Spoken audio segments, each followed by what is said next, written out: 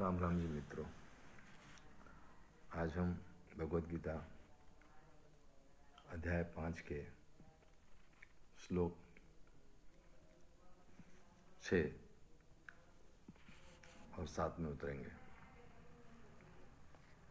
इसमें भगवान श्री कृष्ण ने एक बार फिर से अर्जुन को कर्मयोग का महत्व समझाया है।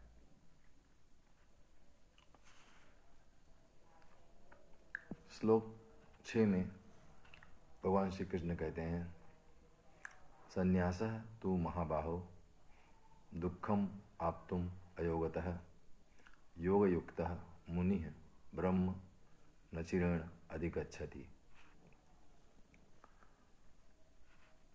भगवान श्री कृष्ण कहते हैं, परंतु हे अर्जुन, कर्मयोग के बिना संन्यास अर्थात मन, इंद्रिय और शरीर द्वारा होने वाले संपूर्ण कर्मों में कर्तापन का त्याग प्राप्त होना कठिन है और भगवत स्वरूप को मनन करने वाला कर्मयोगी परब्रह्म परमात्मा को शीघ्र ही प्राप्त हो जाता है।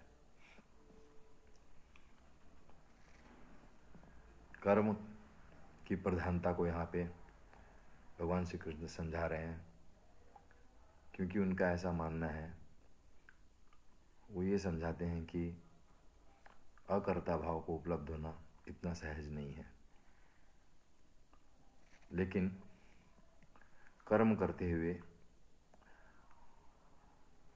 परमात्मा का ध्यान करना सहज है, और इसीलिए भगवान श्री कृष्ण कर्मयोग को अधिक महत्व दे रहे हैं।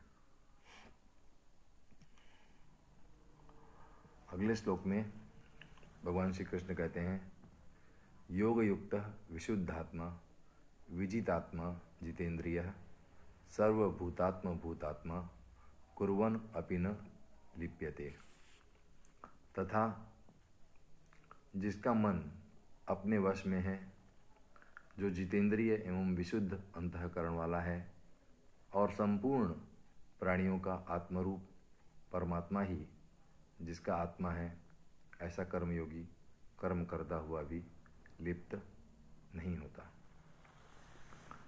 2-3 बातें कर्म के संबंध में कही हैं कि कर्मयोगी के साथ और क्या क्या करना होता है। कर्मयोगी को करने का मतलब उसका जो मन है वो उसके वश में होना चाहिए, वो जितेंद्रिय इंद्रियों में वो लिप्त नहीं होना चाहिए, और अंतःकरण उसका विशुद्ध हो, सभी प्राणियों में एक परमात्मा का ही दर्शन करता हो।